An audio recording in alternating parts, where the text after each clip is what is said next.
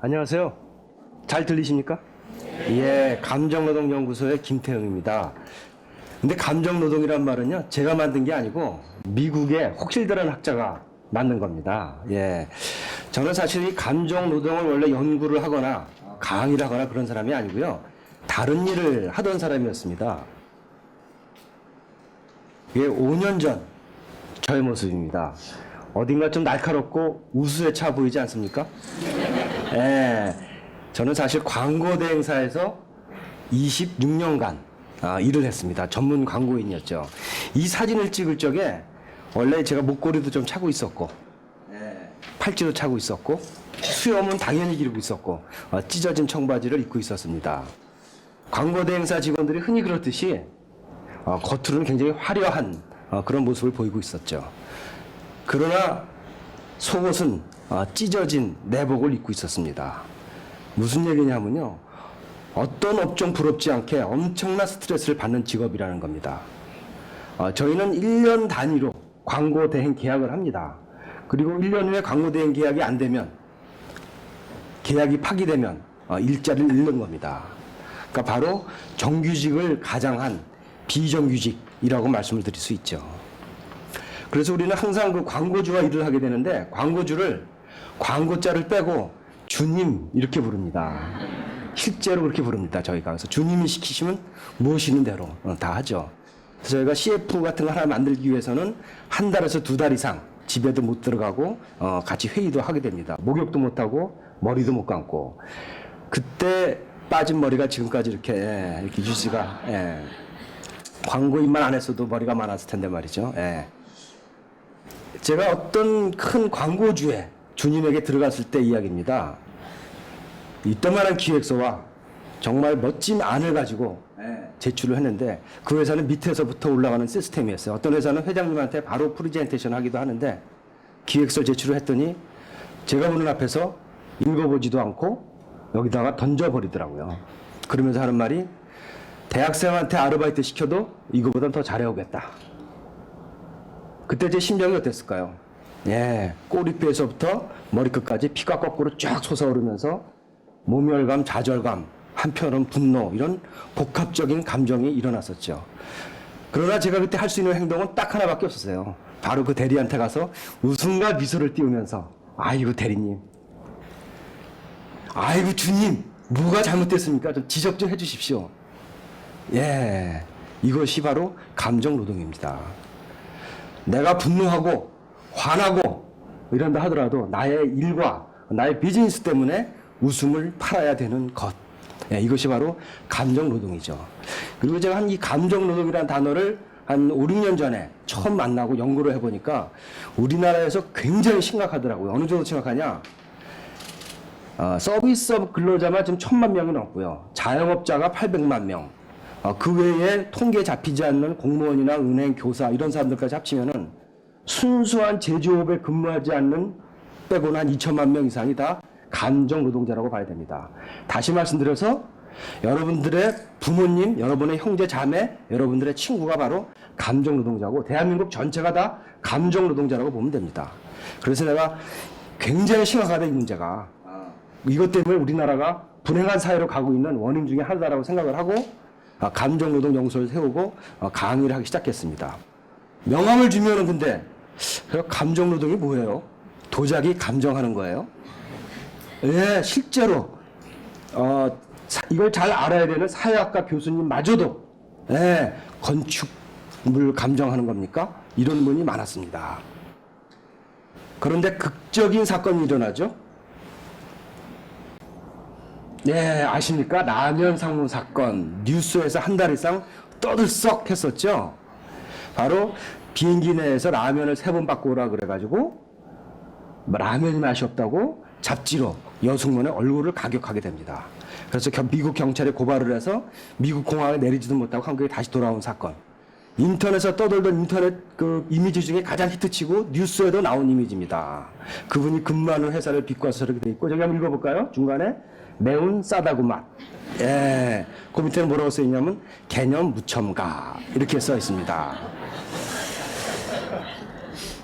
근데 사실은 이게 라면을 3번 바꿔달라고 그랬다는 거는 사실 세 발의 피고요. 원래 이 사건은 서울에서부터 미국까지 12시간 동안 지속적으로 괴롭혔다는 데 이 사건의 본질이 있습니다.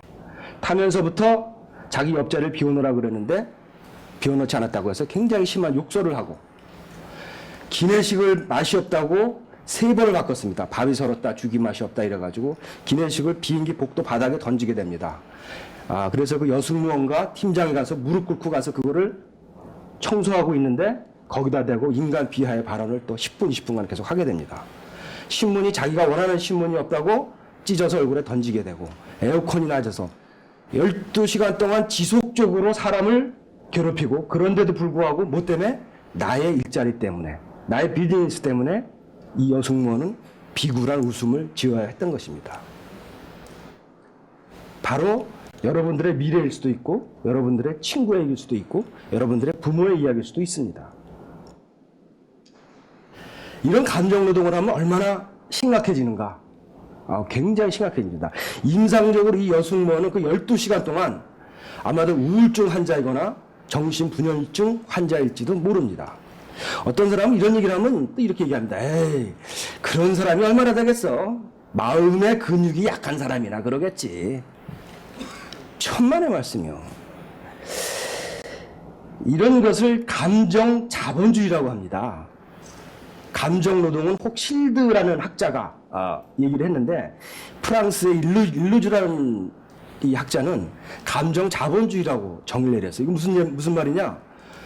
나의 돈 때문에, 나의 일 때문에, 나의 비즈니스 때문에 나의 영혼과 감정마저도 자본에 예속시키는 행위.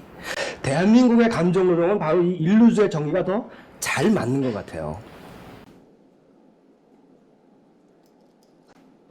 충격적인 조사 자료를 하나 보여드리고자 합니다. 이거는 제가 조사한 게 아니고요.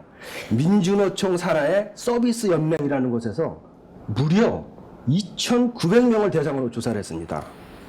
굉장히 신뢰성이 높다는 얘기죠. 서비스업 종사의 2,900명을 대상으로 조사를 했는데, 여기 나오는 고도 우울증이 뭐냐? 지금 자살이 우려되니 지금 즉시 정신과 가서 상담을 받지 않으면 위험한 사람이 바로 고도 우울증입니다. 그게 8.1%예요. 그 정도는 아니지만 정신과 가서 상담을 받아야 될 사람이 중등 우울증인데 11.9%, 합쳐서 20%입니다. 가벼운 우울증까지 합치면 2명 중 1명이 우울증에 시달리고 있다. 대한민국이 경제적으로는 발전했지만 세계 자살률 1위, 우울증 1위, 이혼율 1위, 출산율 저하 1위, 나쁜 거 갖다 대면 다 1위를 하고 있습니다, 지금.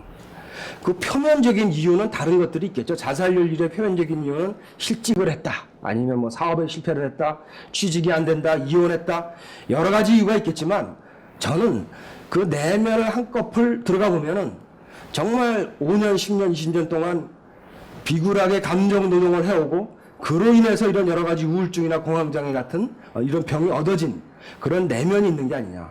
그런데다가 엎친 데 덮친 격으로 표면에 드러난 이유들이 생기면 그런 안타까운 일이 생긴다고 생각을 합니다. 바로 이 감정 노동 문제는 대한민국 전체의 문제이고 바로 여러분들의 문제입니다. 참을인자를 한문으로 이렇게 씁니다. 저 마음 심자 위에 저런 글자 위에 저 글자가 무슨 자인지 아시나요? 라고 제가 물어보면 모두들 무슨 자죠? 칼도자라고 얘기를 합니다. 예, 칼도자 같으면 제가 묻지도 않았습니다. 칼도자가 아니고요. 칼도자는 저기 점 하나가 없습니다. 점 하나가 없고 점이 하나 있으면은 칼날 인자입니다. 저 점이 뭐냐면 말이죠. 굉장히 무서운 글자입니다. 옛날 갑골 문자를 살펴보면은 칼날에 튄 피를 의미합니다. 사람이나 동물을 찔러서 피가 튀어서 그 피가 묻은 겁니다. 저 글자에. 무서운 글씨죠. 참는다는 건 제가 다시 해석해 보겠습니다. 사람의 마음을 찔러서 사람의 마음에 피가 난 상태가 바로 참는다는 겁니다. 이게 바로 감정 노동입니다. 원래 혹실대의 정의는 이런 게 있습니다. 배우가 연기하듯 이런 게 있습니다. 원래 원전에는데 사실은 배우가 연기하듯과는 정반대의 상황입니다. 배우는 슬픈 상황에 내가 같이 슬퍼야 시청자들이 공감을 하죠. 그러나 감정 노동자는 내가 화나고 분노하더라도 웃음과 미소를 띄어야 되는 것이죠. 그래서 그 상황이 많이 다른 겁니다. 이 상황은요, 꼭 우리가 근로하는, 일하는 순간뿐만이 아니라 여러분 친구 관계나 여러분 동창회에서나 또는 가족에서도 전부 적용이 됩니다. 그렇다면 이 심각한 감정노동, 우리가 어떻게 심리적으로 극복할 수 있을까요? 굉장히 여러 가지 심오한 얘기들이 있는데 오늘 그 중에 팁 하나를 드리고자 합니다. 그 팁을 누가 주느냐? 놀랍게도 이 수탉 한 마리가 줍니다. 오늘 닭 이야기로 여러분들에게 이 감정노동의 심리적 문제를 극복하는 이야기를 한번 드리고자 합니다. 에이, 닭대가리가 뭘 주겠어? 아닙니다. 닭대가리가 여러분들한테 깨달음을 하나 줍니다. 지금으로부터 60년 전 이야기를 해드리겠습니다. 지금으로부터 60년 전 노르웨이의 한 동물학자가 닭 100마리를 모아놓고 한 우리에 몰아넣습니다. 닭끼리 모이면은 닭 머리에 있는 게 벼슬이거든요. 여기를 피가 터지게 쪼아댑니다. 100마리를 모아놓으니까 막 피가 흐르는데 바로 닭의 발목에 흐를 때까지 피가 막 절절절절 흐르더랍니다. 얼마나 싸우는지. 그래서 말리려고 막 뜨거운 물도 보보고 해봤지만 싸움이 그치지 않더랍니다. 놀랍게도 3일이 딱 지나니까 싸움이 쫙 그치더랍니다. 무슨 얘기냐? 1위부터 100위까지 서열이 딱 정해진 겁니다. 그래서 이 동물학자가 발표를 했어요. 그랬더니 웃음을 샀습니다. 불과 60년 전 일인데, 야, 닭대가리가 무슨 서열이냐? 집어쳐라. 근데 여러분 아시다시피 세월이 지나서 보니까 모든 군집생활 하는 동물은 다 서열이 있다는 게 밝혀져 있지 않습니까? 인간까지도, 침팬지까지도. 어떤 동물도 이 서열에서 자유로울 수 없다는 것이죠. 그래서 지금 모든 동물의 서열은 쪽이 서열이라고 부릅니다. 심지어 인간의 서열도 학술적으로는 뭐다? 쪽이 서열입니다. 이 닭대가리 실험 때문에 그렇습니다. 이게 왜 중요하냐는 말이죠. 감정 노동 현장이 바로 서열 노동입니다. 고객은 왕이라고 하니 나의 심리 상태는 어떻습니까? 노예 상태로 가는 겁니다. 서열이 노예 상태로 가면, 서열이 밑으로 떨어지면은 아까 말씀드린 사람의 마음을 찔러서 피가 난다 그랬는데 무시무시한 코티졸이라는 호르몬이 나옵니다. 그럼 바로 우울증으로 가는 것이고 공황장애로 가는 것이고 아까 보신 바와 같이 심각한 상태로 간다고 의학적으로 밝혀져 있습니다. 이것을 역전시키는 방법이 있습니다. 그 와서 악성 고객들, 그 악성 고객을 전문 용어로 진상이라고 하더군요. 예. 그 유통업계에서는 또 상진이 엄마, 상진이 아빠 이렇게 표현합니다. 예. 상진이 엄마, 상진이 아빠는 도대체 어떤 사람이냐? 잘 보세요. 자기가 속해 있는 집단의 서열의 바닥에 있는 사람입니다. 그거 회복하러 오는 겁니다. 왜? 계속 서열의 바닥에 있으면, 심리적 서열이 바닥에 있으면 견뎌내지 못해요. 너무 아파.